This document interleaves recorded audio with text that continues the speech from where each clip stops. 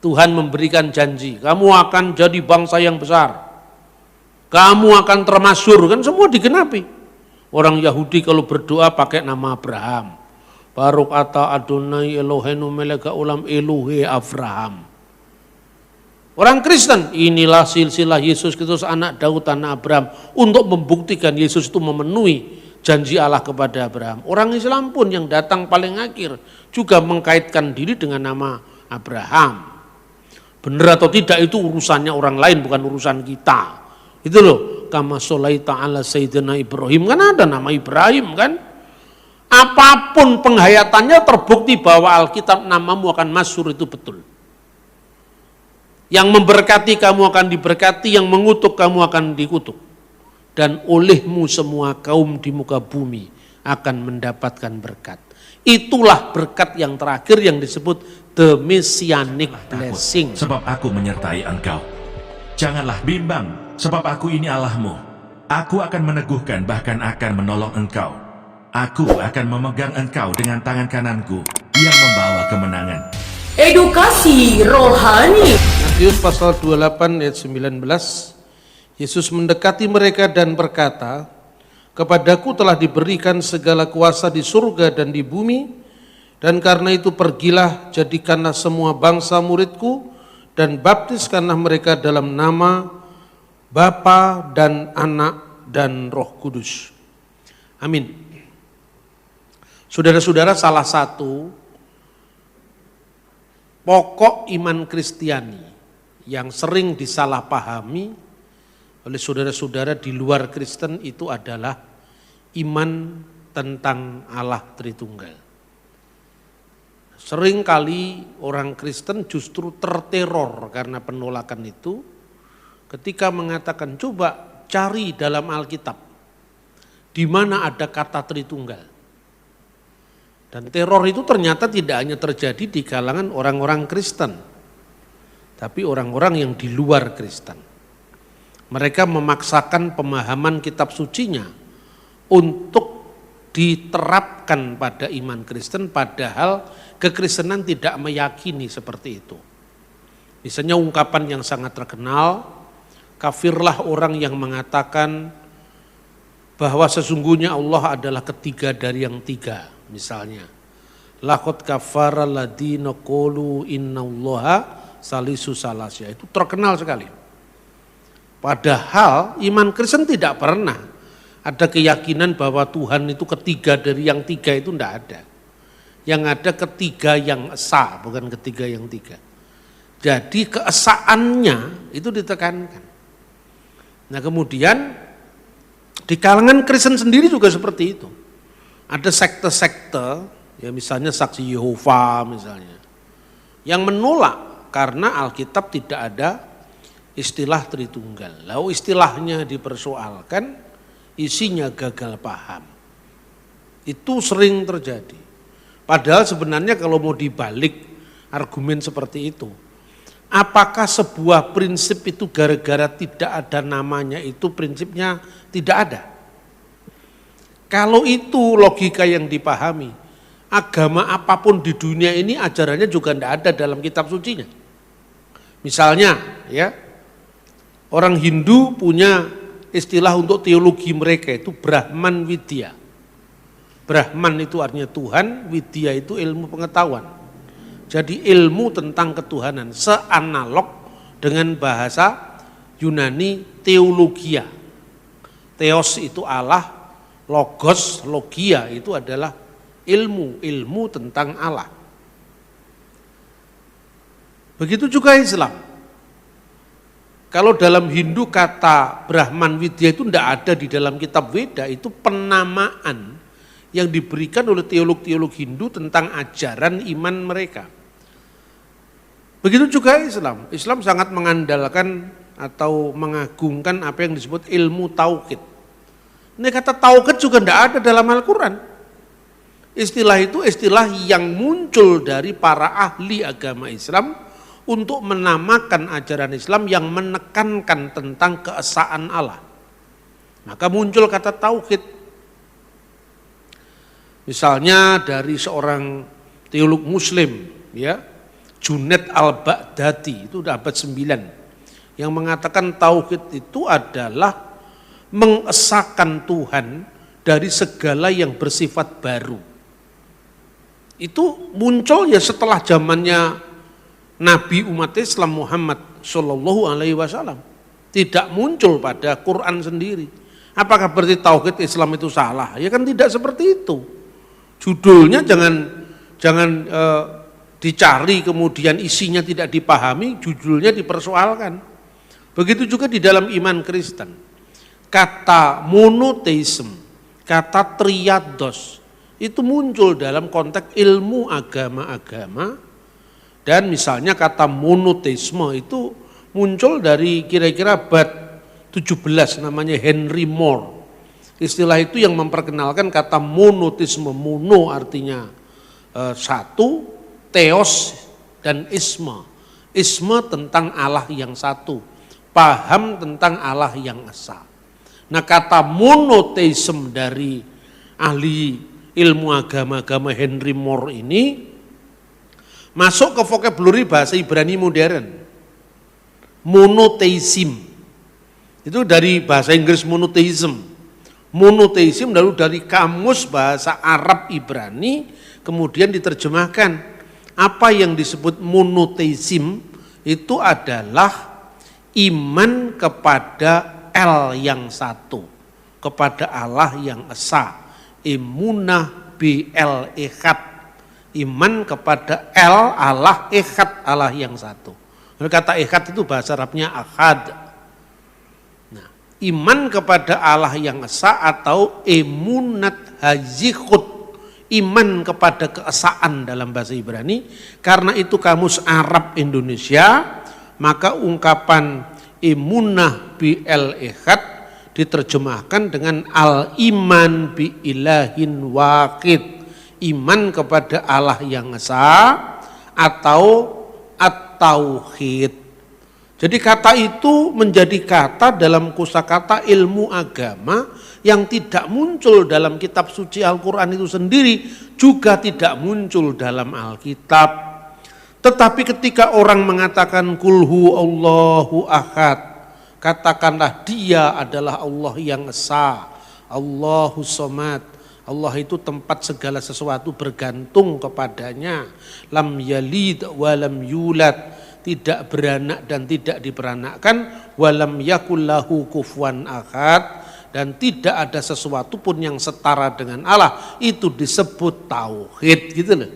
Jadi intinya itu, ajarannya itu dinamakan tauhid. Begitu juga dalam iman Kristen. Seperti kata tauhid dalam Islam itu munculnya setelah masa kemudian. Trinitas itu adalah pengungkapan tentang monoteisme tadi. Makanya ketika bicara tentang tauhid itu, kalau di dalam kamus Ibrani Arab tadi, al-iman bi ilahin wahid. Kalau Anda membaca pengakuan iman Kristen kan diawali begitu. Ya, kalau di dalam bahasa Arab di gereja ortodok Koptik, ortodok Syria, ortodok Yunani yang di Timur Tengah, itu kan selalu nu'min bi ilahin wahid. Aku percaya kepada sembahan yang esa. Allahul Ab, Allah Sang Bapa, khaliqus samai wal ard, yang menciptakan atau sang pencipta langit dan bumi, kullu ma yura wa ma la yura, yang kelihatan maupun yang tidak kelihatan. Jadi ungkapan al-iman bi ilahin wahid, nu'min bi ilahin wahid, uminu bi ilahi wahid itu ada dalam pengakuan iman Kristen, dan itulah yang disebut iman kepada keesaan Allah, yang disebut emunat hazihud dalam bahasa Ibrani. Jadi istilahnya itu, judulnya itu memang tidak ada dalam kitab suci, tapi maknanya sama.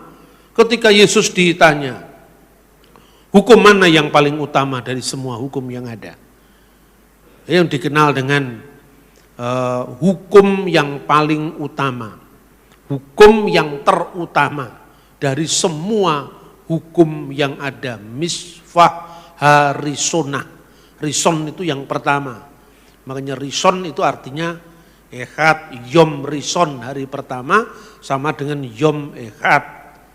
Ya kemudian jadi bahasa Arab paralelnya adalah Yaumul Akad, terus jadi bahasa Jawa Dino Akad ditambahi akad kliwon, akad pon.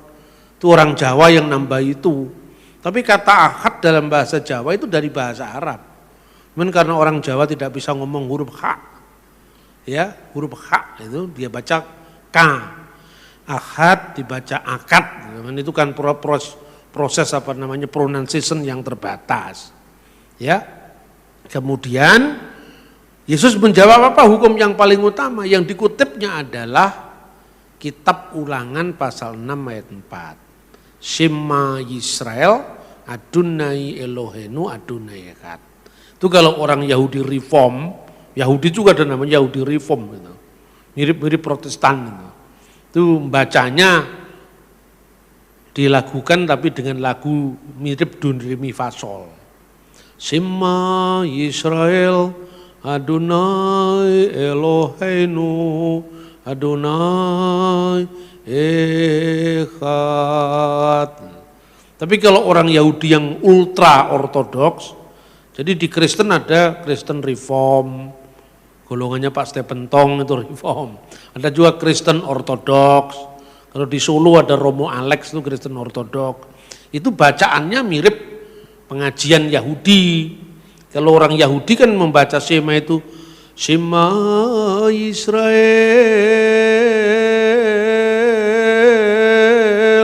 Adonai Elohenu Adonai Echad. Orang Yahudi itu seperti itu. Jadi artinya dari awal kekristenan itu tumbuh berakar dari monoteisme Yahudi. Di mana hukum yang terutama itu adalah Shema Yisrael, Adonai Elohenu, Adonai Echad, dan perintah di antara 10 perintah Tuhan di Sinai bunyinya juga itu Lo yihye lecha Elohim akhirim alpanai. Jangan ada padamu ilah-ilah lain-lain di hadapan hadiratku. Jadi clear.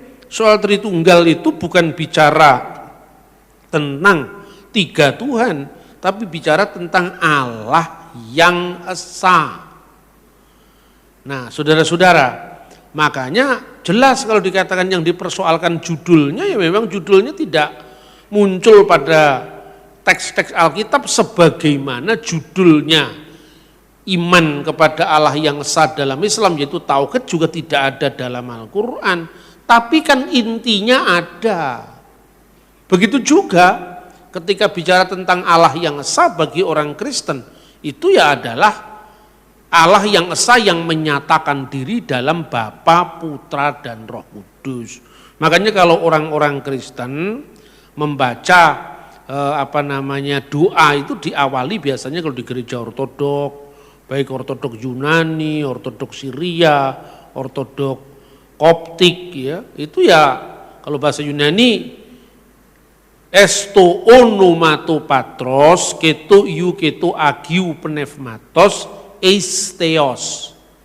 Amin. Demi nama Bapa dan Putra dan Roh Kudus, yaitu Allah yang esa. Amin. Lalu di dalam bahasa Suryani, bahasa yang dipakai oleh Kristus yaitu bahasa Syriak Aramaik, itu adalah Beshem Abu Webro Weruha Kadiso Hat Aluhu Sariru. Amin. Terus diterjemahkan dalam bahasa Arab, Bismil Ab walibni warahil kudus al ilahu wahid. Amin. Bismil Ab demi nama Bapa, wal Ibn dan Putra, waruhil kudus dan Roh Kudus, al ilahu wahid. Amin. Yaitu Allah yang esa. Di Israel ada jemaat yang namanya Messianic Jewish, orang-orang Yahudi yang percaya Yesus, percaya Mesias, atau Katulim Ifrim, orang-orang Katolik yang berbahasa Ibrani. Itu baru diresmikan zamannya Yohanes Paulus II, diberikan pejabat gereja setingkat uskup untuk mengurusi orang-orang Yahudi yang beriman kepada ajaran Katolik, namanya Katolik Ibrani atau Katulim Ifrim, itu diakui oleh pemerintah Israel. Itu kalau membaca juga sama, Beshem ha'ab wehaben wirruah ha'kodes Elohim Echad, atau Ha Elohim Echad, demi nama Bapa dan Putra dan Roh Kudus, yaitu Allah yang Esa. Nah, kata Tritunggal sendiri itu bahasa Yunaninya triados. Sebagaimana kata tauhid juga muncul kemudian setelah Al-Quran, begitu juga kata Tritunggal juga muncul kemudian setelah Alkitab, yaitu ketika seorang bapak gereja dari Syria namanya Mar Theophilus al-Antaki atau Theophilus dari Antioquia. Kira-kira tahun 170-an atau 180 dia menulis dalam bukunya yang menegaskan Allah itu adalah Bapa atau Allah itu firman-Nya Allah dan roh kebijaksanaannya.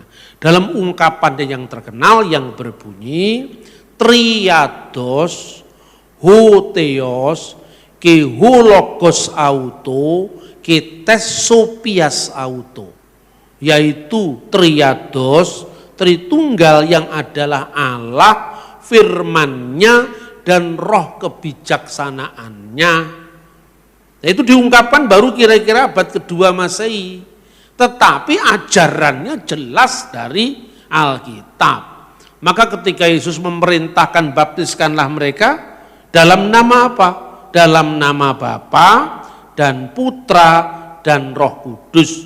Matius pasal 28 ayat 19 yang tadi kita sudah kutipkan.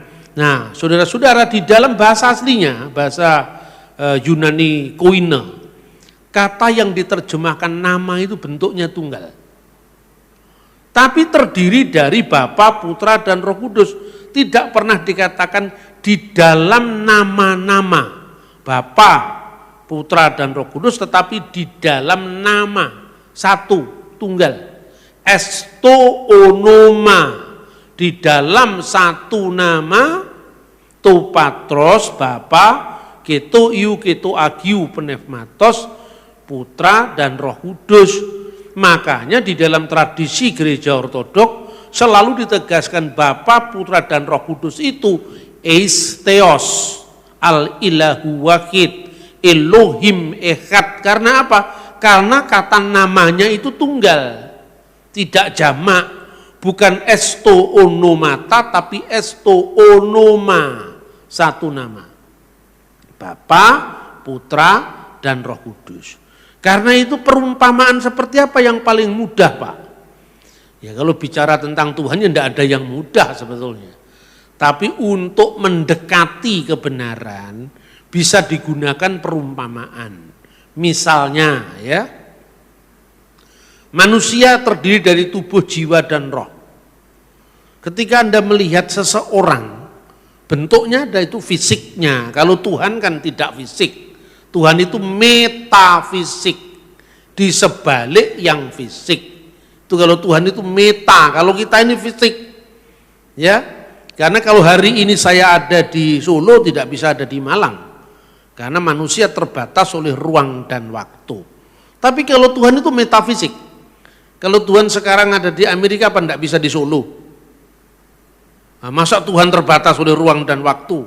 Makanya ada orang yang jumawa sekali mengatakan, kalau Yesus itu firman Allah itu satu dengan Allah. Waktu Yesus turun ke dunia. Terus kenapa saya bilang? Apa di surga jadi kosong? Loh, kosong itu kan bakpao, onde-onde, lopes itu kosong. Ada 3 lopes, 3 onde-onde, Anda makan satu tinggal 2 onde-onde karena itu benda. Tapi kalau Tuhan kan masa disamakan dengan begitu? Nah, logikanya Saksi Yehova tidak sampai kalau urusan begini. Ya, misalnya dia mengatakan, kalau kami disuruh percaya Yesus itu adalah Tuhan, dalam makna Tuhan kami bisa percaya. Tapi kalau Jesus is God itu tidak ada dalam Alkitab. Mana ada Alkitabnya? Yesus itu adalah Allah. Dulu Pak Niku punya lagu itu. Yesus Tuhan dan Allah kami, Engkau layak menerima pujian. Kalau Yesus itu Tuhan, is oke Pak. Tapi kalau Allah itu di mana ayatnya? Jawablah sama orang Kristen, itu Yohanes 1 ayat 1. Pada mulanya adalah firman, dan firman itu bersama-sama dengan Allah, dan firman itu Allah. Nah, stop dulu Pak. Kenapa harus di stop? Kasih perbandingan. Kalau Markus bersama Yohanes, apakah Yohanes adalah Markus? Ya jelas bukan. Lalu dia nanya, kalau firman bersama Allah, apakah firman itu adalah Allah? Ya iya. Loh kenapa kok satunya bukan satunya iya? Ya karena kalau Markus, kalau Matius itu kan terbatas oleh ruang dan waktu. Tapi sekarang saya mau katakan, kalau rohmu bersama-sama dengan kamu bisa enggak? Bisa. Lah rohmu apa? Makhluk lain selain kamu? Ya enggak lah, iya makanya. Jadi kalau saya mengatakan, di ruang ini tidak ada orang lain selain saya, apa rohmu enggak termasuk? Ya kalau selain saya itu kan artinya manusia lain, gitu. Tapi kalau bicara dalam unsur-unsur tentang diri kita yang satu, ketika saya mengatakan saya datang Pak, berarti saya ya termasuk pikiran saya, termasuk roh saya. Tidak mengatakan, Pak saya janji mau datang, tapi roh saya tidak ikut Pak. Saya tinggal di rumah, kayaknya nggak bisa. Manusia terdiri dari tubuh, jiwa, dan roh. Gitu loh pandangannya, jangan keliru. Alkitab menegaskan, tidak ada ilah lain kecuali aku. Dalam kitab Nabi Yesaya. Ya itu betul. Kenapa ada Bapa, Putra, dan Roh Kudus? Gini loh. Putra itu firman Allah, Roh Kudus itu roh Allah. Jadi saya umpamakan, kalau Allah pernah ada enggak tanpa firmannya? Ya enggak pernah, Allah selalu ada bersama firmannya.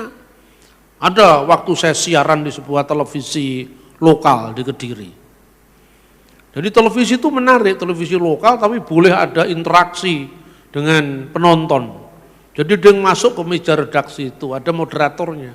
Ditanya, Pak Bambang, dia terang-terangan mengatakan, kami ini dari saksi Yehova katanya. Sekarang boleh enggak kami berkata begini, Pak kenapa Bapak selalu mengatakan Allah dengan putranya? Putra itu firman saya bilang, itu kiasan. Firman itu telah menjadi manusia dan diam di antara kita. Dan kita telah melihat kemuliaannya, yaitu kemuliaan yang diberikan kepadanya sebagai putra tunggal Bapa, penuh kasih karunia dan kebenaran. Monogenes patros, putra tunggal Bapa. Itu kiasan dari logos atau firman. Boleh enggak kami hanya menyembah Allah tanpa menyembah firman-Nya? Kami hanya menyembah Allah tanpa ada rohnya. Terus saya bilang begini, kamu percaya sama saya? Sehingga kamu sekarang mendengarkan saya ngomong di televisi ini. Ya percaya Pak. Ketika kemudian kamu nanya kepada saya, Pak Bambang izinkan saya percaya dengan Bapak, tapi pikiran Bapak tidak saya percayai. Rohnya Bapak tidak saya percaya. Kalau saya tidak ada roh kan saya almarhum. Iya toh? Gimana sih kamu itu? Kamu percaya sama saya lalu kamu menolak pikiran saya, menolak roh saya? Enggak mungkin, karena saya itu satu paket dengan pikiran saya dan roh saya. Itu gambaran paling mudah. Selebihnya tidak mudah lagi. Anda tanya misalnya, roh, kamu percaya roh itu ada di saya? Buktinya apa? Fenomenanya. Saya bisa bicara, bisa bergerak, bisa berjalan, bisa berjalan-jalan. Itu menunjukkan saya hidup. Lah orang hidup itu cirinya melihat, mendengar, berjalan-jalan. Itu kan hidup. Ya kan? Orang hidup karena apa? Punya roh. Lah Alkitab mengatakan roh Allah itu sudah cukup mengatakan Allah itu maha melihat, Allah maha mendengar, Allah maha hidup, itu cukup dikatakan roh Allah. Gitu loh. Jadi Tritunggal itu kalau diistilahkan oleh Bapak Gereja yang berbahasa Arab ya, itu namanya Abdul Masih Al-Kindi. Dia menulis kira-kira tahun 800 Masehi dalam bahasa Arab. Judulnya Risalah Abdul Masih Al-Kindi. Dia orang Irak, dia orang Baghdad. Dia menulis bahwa Al-Ab wal Ibn Warohil Kudus, Bapa, Putra dan Roh Kudus tidak lain daripada Allah wa kalimatuhu wa rohil kudus, Allah dan firmannya dan Roh Kudus. Dan Allah, firmannya dan rohnya itu merupakan sifat dzatiyah, sifat yang merujuk kepada keberadaannya Allah. Ada agama lain yang mengatakan Allah itu ada, tapi ayatnya Allah itu ada, tidak ada. Kata ada itu sendiri tidak ada dalam kitab sucinya. Tetapi ciri-ciri yang menunjuk kepada keberadaan ada. Misalnya maha melihat, maha mendengar, maha kuasa. Ya, itu ada. Alkitab justru mengungkapkan istilah yang tidak ada itu didalami, direfleksikan, diungkapkan dengan sangat-sangat jelas. Makanya Tuhan memperkenalkan diri kepada Musa, Ehyeh Asher Ehyeh. Aku ada yang aku ada. Apa maknanya aku ada yang aku ada? Aku adalah aku sendiri. Tetapi aku ada itu bukan hanya ada hari ini, tidak ada kemarin. Bukan hanya ada kemarin, tidak ada hari ini. Bukan hanya tidak ada hari ini, tapi tidak ada besok, tidak. Tetapi dia ada, sudah ada, dan akan seterusnya ada. Itulah yang disebut doa Adon Haolam. Nah itu jadi kekristenan itu punya kesinambungan langsung dari Yudaisme. Doa Adon Haolam, Adon itu Tuhan, Olam itu yang kekal, Bapa atau Tuhan yang kekal. Ya, itu disebutkan Vihu Hayah, Vihu Hoveh, Vihu Yihye, Batif Arah. Doa inilah yang kemudian sebagai orang Yahudi oleh Rasul Yohanes disebutkan dalam kitab Wahyu pasal 1 ayat 8. Akulah yang ada, yang sudah ada, dan yang akan datang, yang maha kuasa. Ini menekankan apa? Menekankan keberadaan Allah yang kekal, yang dulunya ada, kini ada, dan seterusnya ada. Dia yang maha kuasa. Jadi Allah itu kemarin, hari ini, dan selama-lamanya tetap sama, tetap ada. Kalau dulu Tuhan bisa membuat keajaiban-keajaiban, mujizat-mujizat, sekarang pun itu ada, besok pun ada, karena itu menandai kemahaagungan, kemahaadaan Allah. Jadi adanya manusia dengan adanya Tuhan beda apa enggak? Ya beda. Kalau adanya saya setelah 31 Maret 1964, sebentar lagi sebentar lagi, sekarang belum, masih kurang 2 tahun lagi. Sebelum itu saya tidak ada, setelah itu baru saya ada. Keberadaan saya diawali oleh waktu. Keberadaan Tuhan tidak diawali oleh waktu. Di dalam kekekalan Allah itulah Allah selalu berdiam kekal bersama-sama firman-Nya dan rohnya. Makanya bersama-samanya Allah dengan firman-Nya dan rohnya tidak sama dengan bersama-samanya Matius dan Markus. Karena Matius dan Markus itu diikat oleh ruang dan waktu. Kalau sekarang Markus ada di Solo, tidak bisa pada waktu yang sama dia ada di Los Angeles. Kalau Matius sekarang ada di Jogja, tidak bisa pada waktu yang sama dia ada di Jakarta. Makanya karena manusia ada ruang, ada waktu yang mengikatnya, makanya ada kekosongan. Kalau Tuhan apa pernah kosong? 2-3 orang hadir, engkau akan ada bersama kami. Sekarang engkau lihat sendiri Tuhan, di Solo ini sudah berkumpul lebih daripada 100 orang. Sesuai dengan janji firman-Mu, engkau sudah siap hadir. Tapi kok belum hadir-hadir? Sampai sekarang kok belum ada tanda-tanda mujizat. Kami sudah berdoa lama sekali. Terus kita konfirmasi, Tuhan sudah sampai mana? Masa begitu? Itu bukan Tuhan namanya. Terus Tuhan menjawab, maaf anak-anakku, hari-hari terakhir ini saya sibuk sekali. Karena di Los Angeles KKR enggak pernah selesai. Jadi hari ini saya hadir di gereja A, hari berikutnya di gereja B. Maaf, belum ada waktu ya. Masa Tuhan begitu? Kalau Tuhan begitu terikat oleh ruang dan waktu. Jadi ketika firman-Nya turun ke dunia, Allah tidak pernah kosong firman. Lah kok bisa? Lah kenapa tidak bisa? Wong Allah kok. Segala sesuatu yang bersifat non fisik itu tidak bisa diukur dari ukuran fisik. Satu contoh misalnya, pikiran saya satu dengan saya. Pikiran saya kemudian direkam lewat kaset video itu. Videonya di live streaming kepada ribuan orang yang menonton. Misalnya, lalu orang menonton layarnya HP atau layarnya televisi. Saya sedang ibadah di Gereja Pengharapan Allah bersama Pak Bambang Nursena. Gitu? Mana Pak Bambang? Sebentar lagi habis pujian. Ini Pak Bambang sedang berdoa misalnya. Yang mana? Yang pakai baju batik itu. Benar apa salah? Itu betul. Tetapi bukan hakikat saya. Hakikat saya tidak di layar TV itu.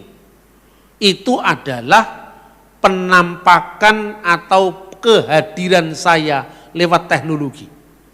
Bahkan ketika saya berceramah seperti ini, seluruh Indonesia bahkan dari ujung-ujung dunia bisa mendengar waktu London jam berapa, waktu LA jam berapa, waktu Jakarta, waktu Bangkok jam berapa. Banyak jemaat Indonesia yang menyaksikan saya sedang berkhotbah di gereja di Solo ini. Itu Pak Bambang yang itu, baru kenal saya ya, baru tahu. Tapi kan bukan hakikat saya ada di sini. Jadi apa saya kosong karena kehabisan pikiran? Karena ditonton oleh 1 juta orang pada waktu yang sama. Ini kan pikirannya Pak Bambang. Yang satu dengan pikiran saya itu bukan kasetnya atau bukan videonya atau bukan layar HP atau bukan layar televisi. Yang satu dengan saya pikiran saya. Tetapi penjelmaan pikiran saya lewat dunia medsos itu tidak langsung kehadiran saya secara hakiki. Hakikinya saya adalah saya.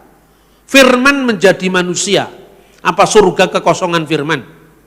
Ada loh orang yang tidak paham-paham itu kadang-kadang ya, saya itu ya kadang-kadang tidak sabar juga. Tapi setiap saya diingatkan nggak sabar, ingat kamu kalah sama setan. Setan itu sifat utamanya hanya sabar. Pinter enggak setan itu. Kadang-kadang setan itu enggak bisa menyesuaikan dengan teknologi kita. Karena enggak pernah belajar IT setan itu. Ya toh? Tapi setan itu sifat utamanya apa? Telaten.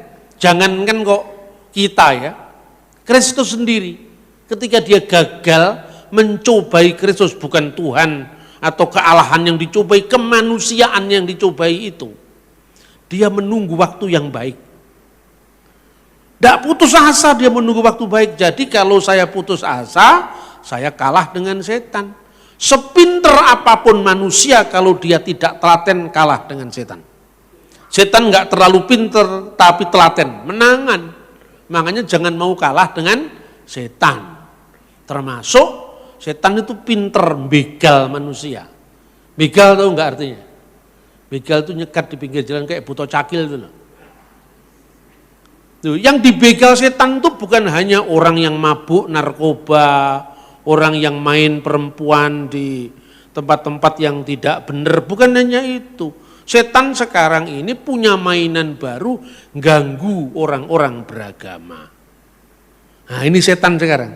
Jurus terbaru, ganggu orang-orang beragama. Karena apa? Karena agama semua dimedsoskan. Sudah perang-perang di medsos lah, ini kesenangan saya. Yang perang-perang, yang konflik-konflik, yang menghujat-hujat, yang merendahkan orang lain itu kan makanannya setan itu. Makanya hati-hati kalau bermedsos. Hindari dirimu dari mengutuk orang lain. Mencela, itu sifatnya setan. Nah makanya supaya kita tidak terpengaruh setan, frekuensinya harus beda dengan setan. Ya toh? Frekuensinya tahu kalau Anda dibegal buto cakil itu. Mandek, satrio gitu kan. Terus Janaka tidak mau sama bahasanya. Buto, solahmu kurang toto. Itu kan bahasanya kan lain. Bahasanya adem. Setan apa cakilnya pentalitan loh lambangnya setan. Mandek satrio, begitu kan. Janokonya tenang-tenang saja. Bali aku takon marang siro, endi dang kamu? Nyandak dongko, tumrape buto dongko, tumrape satrio wismo. Wah, ada bedanya. Kalau buto itu ngeleng itu, tapi kalau satrio punya wismo, itu artinya apa? Bahasanya dibedakan. Makanya kalau dia teriak-teriak terus Anda teriak-teriak, podo frekuensi ini. Setannya melebu, percaya enggak? Loh, kenapa saya katakan setan itu suka mengganggu orang beragama? Karena tahu manusia jatuh pertama kali dalam dosa, itu karena dia ingin seperti Allah. Lah ingin seperti Allah itu kan religius itu. Bukan manusia jatuh ke dalam dosa itu karena kepingin harta benda melimpah, enggak. Tapi karena ingin seperti Allah. Kamu tidak bisa mati, kamu akan abadi seperti Allah. Seneng toh?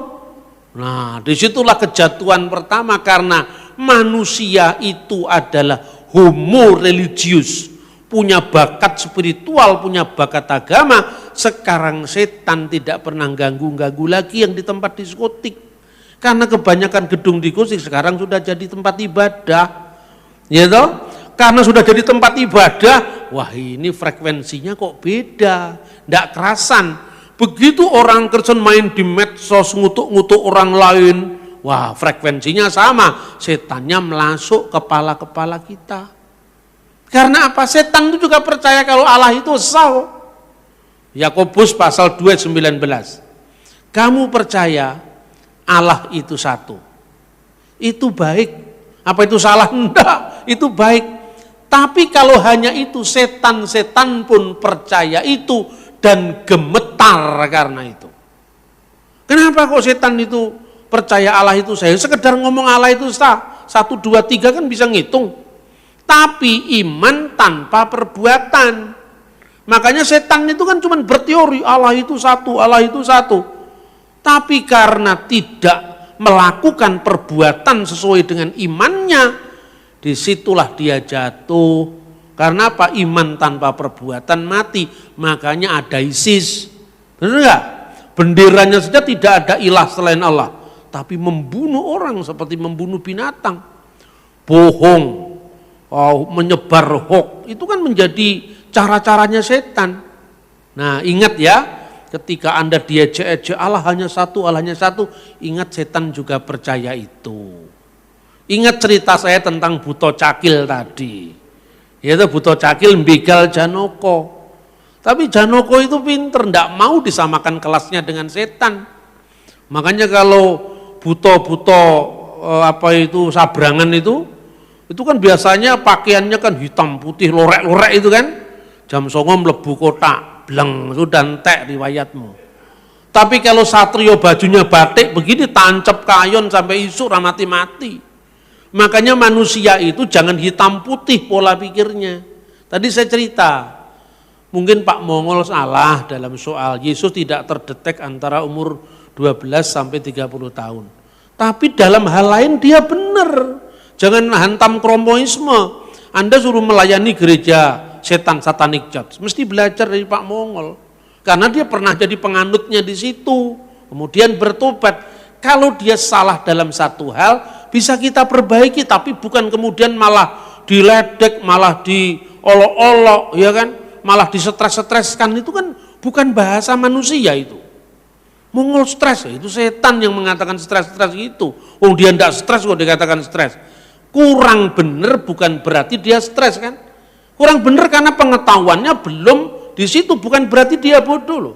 Dia pinter, tapi itu bukan bidangnya yang dia masuki. Paham yang saya maksud? Jadi jangan suka menghantam kromoisme. Gebiah-uyah podo asine kalau orang Jawa itu. Jawa Timur itu terkenal sekali gebiah-uyah podo asine. Kalau di Yogyakarta Hadiningrat gebiah gula podo. Legine sebab itu gudegnya terlalu manis. Kalau gudegnya adem ayem itu enak lah itu.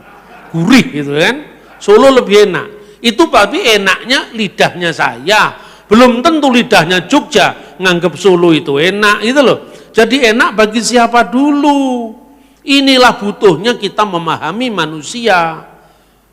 Sesama kita. Itu tidak bisa kita ukur semua dari kepentingan kita. Setiap orang tuh memiliki sudut pandang. Nah itu yang pertama. Jadi secara hakiki Allah bersama firman-Nya dan rohnya. Roh Allah dan firman Allah itu harus sama kekal dengan wujudnya. Harus sama kekal dengan eksistensinya. Sebab kalau roh Allah pernah tidak bersama Allah, berarti Allah pernah ada tanpa rohnya. Berarti pernah almarhum. Kalau Allah pernah ada tanpa firman-Nya, berarti Allah pernah tidak bisa menciptakan segala sesuatu, karena Allah menciptakan segala sesuatu dengan firman-Nya. Sekali lagi, ketika kita bicara Yesus sebagai firman Allah, yang adalah Allah, tidak menunjuk kepada kemanusiaannya yang fisik. Kiai Tunggul Wulung di abad 19 saja paham. Masa kita yang sudah kenal dunia medsos tidak paham? Kiai Tunggul Wulung tadi saya katakan, ketika naik ke Gunung Kelut, itu beradu ilmu sama Endang Sampurnawati. Wah kemiri tiba saiki nanging iso dipanen dek wingi. Itu abad 19 tahun 1880-an itu. Buah kemiri itu ibarat sang firman itu baru datang ke dunia mengawali tahun Masehi. Ya. Tapi bisa dipanen dek wingi karena sang logos tidak pernah tidak ada. Dia selalu ada, tapi belum menjadi manusia ketika itu. Nah, nabi-nabi lain sebelum datangnya Yesus sebagai manusia, itu menghidupi dirinya dari firman kebenaran tadi. Makanya janji Allah kepada Abraham, apa yang pertama? Pergilah tinggalkanlah negerimu, menuju ke suatu tempat yang akan kutunjukkan kepadamu. Alamatnya belum tahu, tapi dia beriman. Itulah iman Abraham. Iman dengan perbuatan. Imannya setan, iman saja tanpa perbuatan. Maka monoteisme yang sekedar mengatakan Allah satu, Allah satu, Allah satu, itu yang disebut demonic monotheism atau satanic monotheism. Itu monoteisme setan yang sekedar bisa mengeja 1, 2, 3 Pak Gendut naik kuda. Kuda-kuda lari Pak Gendut kecemplung kali. Ya, itu dolanan saya waktu saya masih kecil itu. Pokoknya bisa menghitung 1, 2, 3. Tapi monoteisme Abraham berbuat karena imannya. Tuhan memberikan janji, kamu akan jadi bangsa yang besar. Kamu akan termasyhur, kan semua digenapi. Orang Yahudi kalau berdoa pakai nama Abraham. Baruk ata Adonai Eloheinu melek ulam Elohe Abraham. Orang Kristen, inilah silsilah Yesus Kristus anak Daud anak Abraham. Untuk membuktikan Yesus itu memenuhi janji Allah kepada Abraham. Orang Islam pun yang datang paling akhir juga mengkaitkan diri dengan nama Abraham. Benar atau tidak itu urusannya orang lain, bukan urusan kita. Itu loh, kama sholaita ala sayyidina Ibrahim, kan ada nama Ibrahim kan. Apapun penghayatannya terbukti bahwa Alkitab namamu akan masyhur, itu betul. Yang memberkati kamu akan diberkati, yang mengutuk kamu akan dikutuk.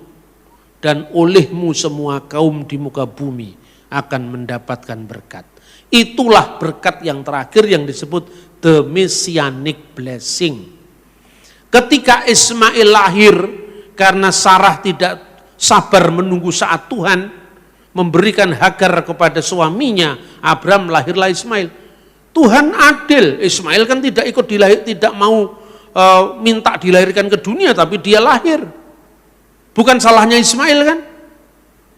Makanya Ismail pun dijadikan bangsa yang besar, Ishak dijadikan bangsa yang besar, Yakub dijadikan bangsa yang besar. Tapi janji yang terakhir hanya diberikan kepada Abraham, Ishak, Yakub. Tidak diberikan kepada Ismail. Coba baca lagi Alkitab. Olehmu semua kaum di muka bumi akan mendapatkan berkat, diberikan pada Abraham, Ishak, dan Yakub, tidak kepada Ismail. Bukan berarti Ismail dilaknati Tuhan, tidak. Karena Ismail bukan jalur mesianik. Makanya orang Yahudi kalau berdoa, Allah Abraham, Allah Ishak, Allah Yakub, karena jalurnya Abraham, Ishak, Yakub, kepada ketiga-tiganya sebagai bapa leluhur, olehmu semua kaum di muka bumi akan mendapatkan berkat. Ketika Yesus mengatakan Abraham melihat hariku, Yohanes pasal 8 dan 56, dan ia bersuka karena ia telah melihatnya, itulah janji yang ditulis dalam Kejadian 12 ayat 3. Olehmu semua kaum di muka bumi akan mendapatkan berkat. Tradisi tafsir Yahudi pun mengakui itu. Abraham ada di Firdaus sekarang. Makanya dalam perumpamaan orang kaya dan Lazarus itu, ya kan? Itu di pangkuan Abraham. Karena Abraham di Firdaus. Sambil dari zaman ke zaman, dari waktu ke waktu, dari abad ke abad, Abraham menunggu kapan saatnya Allah mendatangkan Yom HaMesyah, Yom HaMusyah, yaitu hari sang Mesia, atau dalam bahasa Aram Yume Malka Mesiha, hari-hari sang Mesias. Ketika Yesus datang dan mengatakan Abraham bersuka dia melihat hariku, artinya melihat hari Mesias yang sudah digenapi sesuai dengan janji Tuhan, olehmu semua kaum di muka bumi akan mendapatkan berkat. Itu saatnya. Orang Yahudi tidak paham. Umurmu belum sampai 50 tahun. Tadi sudah saya jelaskan umur-umur orang Yahudi. Umur 50 tahun itu umur yang sangat penting karena itu puncak kedewasaan. Ya. Karena itu hitunglah orang-orang Israel antara umur 30 sampai umur 50 tahun untuk bertugas di kemah suci. Nah, umurmu 50 tahun kamu belum berhak memberi nasihat, kamu belum mencapai kematangan usia untuk memberikan petuah kepada kami. Dengan apa kamu menyamakan dirimu? Lalu Yesus menegaskan, sesungguhnya aku berkata kepadamu. Kata sesungguhnya dalam Yohanes pasal 8 dan 58 itu amin. Amin diulang lagi. Amin, amin. Lego humin. Pren Avram genistai ego eimi. Sebelum Abraham jadi, aku sudah ada. Dan ego eimi itu mengingatkan Keluaran pasal 3 ayat 14. Aku ada yang aku ada. Akulah dia yang maha ada. Karena kata ego eimi itu ini netral Pak. Ego eimi hu hodos. Akulah jalan. Itu kan lazim. Akulah roti dunia. Akulah itu ego eimi. Ya kalau ego eimi dikasih kata di belakangnya itu artinya bisa netral. Tapi kalau ego eimi saja akulah sang ada. Akulah yang ada. Makanya karena itu Yesus mau dilempari batu sama orang Yahudi. Jadi membaca kitab bukan sekedar teks, tapi juga konteks. Yang terakhir, ketika Yesus dibaptiskan, kan itu ada seolah-olah 3 yang terpisah Pak. Yesus di sungai Yordan, ya, keluar dari penyelaman air itu, ya kan, dia kemudian keluar dari air itu, dan burung merpati. Ya, Roh Kudus dalam rupa burung merpati. Dan suara Allah di surga, engkaulah anakku, kepadanya lah aku berkenan. Kan ada 3 yang terpisah. Inilah trinitas secara ekonomia. Trinitas di dalam karya Allah dibedakan dengan trinitas di dalam ontologi atau keberadaan Allah yang kekal. Trinitas dalam karya Allah ini ada dalam diri Allah sendiri. Tapi trinitas di dalam konteks karya Allah itu penampakan trinitas di alam ciptaan. Pertanyaannya sekarang, yang dibaptis itu kan bukan firman Allah yang kekal. Yang dibaptis itu kan kemanusiaan Yesus, ya kan? Terus burung merpati itu kan bukan Roh Kudus. Burung merpati juga muncul dalam bentuk fenomena lidah-lidah api. Kalau Roh Kudus dalam bentuk lidah-lidah api, bukan berarti api itu Roh Kudus. Sebab kalau api itu Roh Kudus, ada rumah kebakaran, ada Roh Kudus membakar rumah kan gitu kan. Itu fenomena kehadiran Roh Kudus. Begitu juga ketika Roh Kudus turun dalam bentuk burung merpati, bukan berarti setiap burung merpati adalah Roh Kudus. Itu simbol kehadiran Roh Kudus. Jadi yang terikat oleh ruang dan waktu itu simbolnya. Begitu juga Allah bersuara dari surga. Mana alamatnya surga kata orang Buddha? Semua orang lihat ke atas. Padahal kalau Anda sudah naik pesawat terbang, langit juga di bawahmu. Surga itu artinya tidak terikat oleh ruang dan waktu. Dan Allah itu maha hadir, tidak pernah terikat oleh ruang dan waktu. Maka Tritunggal itu tidak bicara tentang jumlah. Orang nanya terakhir kepada saya, kok Yahudi gak percaya sama Tritunggal? Di Alkitab sudah ada kok, memang dia tidak percaya. Tapi yang percaya juga banyak. Ya, yang tidak percaya karena belum memahami bahwa yang disebut Kristus itu adalah hari Sang Mesias yang ditunggu-tunggu Abraham. Jadi banyak orang yang monoteis, banyak orang yang percaya kepada Allah itu esa, tapi imannya baru berhenti pada tahap iman Abraham sebelum misteri itu diungkapkan. Itulah yang disebut rahasia yang didiamkan selama berabad-abad. Itulah yang sekarang disingkapkan dengan kedatangan Kristus. Jadi kalau orang lain percaya Allah itu esa, Anda sudah tahu modalnya. Itu esa modelnya Buto Cakil Mbigal tadi. Ya toh? Buahnya dari kelihatan ngomong Allah itu esa tapi mateni wong. Itu yang monotisme ala Buto Cakil alias monotisme Gendruwo Baidi. Monotisme Demit itu tadi yang pertama tadi. Ya. Yang kedua monotisme Abraham, taat tapi tidak tahu alamatnya.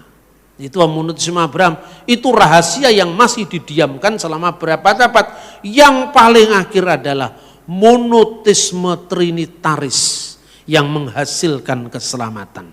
Itulah iman Kristen kita, makanya kemuliaan bagi Bapa dan Putra dan Roh Kudus, sebagaimana kita menyatukan diri dalam setiap ibadah gereja di seluruh dunia yang mendeklarasikan doxa patri ketu iu ketu wagyu pnefmati al-masdu lillahi walibni wa ruhil kudus al-ana wa kulu awanin wa ila dahrid dahirin. Amin. Segala kemuliaan bagi Bapa dan Putra dan Roh Kudus, sekarang dan senantiasa, serta sepanjang segala abad. Amsal pasal 29. Siapa bersih tegang leher, walaupun telah mendapat teguran, akan sekonyong-konyong diremukkan tanpa dapat dipulihkan lagi. Jika orang benar bertambah, bersukacitalah rakyat, tetapi jika orang fasik memerintah, berkeluh kesahlah rakyat. Orang yang mencintai hikmat, menggembirakan ayahnya, tetapi siapa yang bergaul dengan pelacur, memboroskan harta. Dengan keadilan, seorang raja menegakkan negerinya, tetapi orang yang memungut banyak pajak, meruntuhkannya. Orang yang menjilat sesamanya, membentangkan jerat di depan kakinya. Orang yang jahat terjerat oleh pelanggarannya, tetapi orang benar akan bersorak dan bersukacita. Orang benar mengetahui hak orang lemah, tetapi orang fasik tidak mengertinya. Pencemooh mengacaukan kota, tetapi orang bijak meredakan amarah. Jika orang bijak berperkara dengan orang bodoh ini mengamuk dan tertawa, sehingga tak ada ketenangan. Orang yang haus akan darah membenci orang saleh, tetapi orang yang jujur mencari keselamatannya. Orang bebal melampiaskan seluruh amarahnya, tetapi orang bijak akhirnya meredakannya. Kalau pemerintah memperhatikan kebohongan, semua pegawainya menjadi fasik. Si miskin dan si penindas bertemu, dan Tuhan membuat mata kedua orang itu bersinar. Raja yang menghakimi orang lemah dengan adil, tahtanya tetap kokoh untuk selama-lamanya. Tongkat dan teguran mendatangkan hikmat, tetapi anak yang dibiarkan mempermalukan ibunya. Jika orang fasik bertambah, bertambahlah pula pelanggaran, tetapi orang benar akan melihat keruntuhan mereka. Didiklah anakmu, maka ia akan memberikan ketentraman kepadamu. dan mendatangkan sukacita kepadamu. Bila tidak ada wahyu, menjadi liarlah rakyat. Berbagailah orang yang berpegang pada hukum. Dengan kata-kata saja seorang hamba tidak dapat diajari, sebab walaupun ia mengerti, namun ia tidak mengindahkannya. Kau lihat orang yang cepat dengan kata-katanya. Harapan lebih banyak bagi orang bebal daripada bagi orang itu. Siapa memanjakan hambanya sejak muda, akhirnya menjadikan dia keras kepala. Si pemarah menimbulkan pertengkaran, dan orang yang lekas gusar banyak pelanggarannya. Keangkuhan merendahkan orang, tetapi orang yang rendah hati menerima pujian. Siapa menerima bagian dari pencuri, membenci dirinya. Didengarnya kutuk, tetapi tidak diberitahukannya. Takut kepada orang mendatangkan jerat, tetapi siapa percaya kepada Tuhan, dilindungi. Banyak orang mencari muka pada pemerintah, tetapi dari Tuhan orang menerima keadilan. Orang bodoh adalah kekejian bagi orang benar.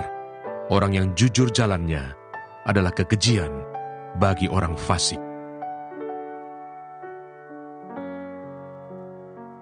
Amsal pasal 30. Perkataan-perkataan Agur bin Yake. Perkataan Agur bin Yake dari Masa. Tutur kata orang itu, "Aku berlelah-lelah ya Allah, aku berlelah-lelah sampai habis tenagaku, sebab aku ini lebih bodoh daripada orang lain. Pengertian manusia tidak ada padaku, juga tidak kupelajari hikmat, sehingga tidak dapat kukenal yang Maha Kudus. Siapakah yang naik ke surga lalu turun? Siapakah yang telah mengumpulkan angin dalam genggamnya? Siapakah yang telah membungkus air dengan kain? Siapakah yang telah menetapkan segala ujung bumi? Siapa namanya dan siapa nama anaknya? Engkau tentu tahu. Semua firman Allah adalah murni.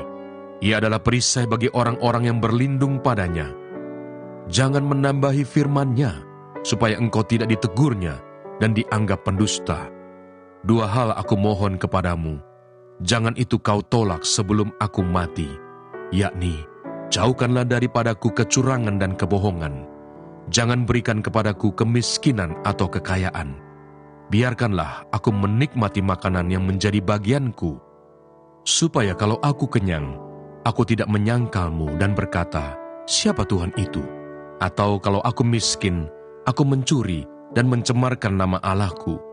Jangan mencerca seorang hamba pada tuannya, supaya jangan ia mengutuki engkau, dan engkau harus menanggung kesalahan itu. Ada keturunan yang mengutuki ayahnya, dan tidak memberkati ibunya. Ada keturunan yang menganggap dirinya tahir, tetapi belum dibasuh dari kotorannya sendiri. Ada keturunan yang berpandangan angkuh, yang terangkat kelopak matanya. Ada keturunan yang giginya adalah pedang, yang gigi geliginya adalah pisau, untuk memakan habis dari bumi orang-orang yang tertindas, orang-orang yang miskin di antara manusia. Si lintah mempunyai 2 anak perempuan, untukku dan untukku. Ada 3 hal yang tak akan kenyang. Ada 4 hal yang tak pernah berkata cukup. Dunia, orang mati, dan rahim yang mandul, dan bumi yang tidak pernah puas dengan air, dan api yang tidak pernah berkata cukup. Mata yang mengolok-olok ayah, dan enggan mendengarkan ibu, akan dipatuk gagak lembah, dan dimakan anak Raja Wali. Ada 3 hal yang mengherankan aku, bahkan ada 4 hal yang tidak ku mengerti. Jalan Raja Wali di udara, jalan ular di atas cadas, jalan kapal di tengah-tengah laut, dan jalan seorang laki-laki dengan seorang gadis. Inilah jalan perempuan yang berzina. Ia makan, lalu menyeka mulutnya dan berkata, aku tidak berbuat jahat. Karena 3 hal bumi gemetar, bahkan karena 4 hal ia tidak dapat tahan. Karena seorang hamba, kalau ia menjadi raja. Karena seorang bebal, kalau ia kekenyangan makan. Karena seorang wanita yang tidak disukai orang, kalau ia mendapat suami. Dan karena seorang hamba perempuan, kalau ia mendesak kedudukan nyonyanya. Ada 4 binatang yang terkecil di bumi, tetapi yang sangat cekatan.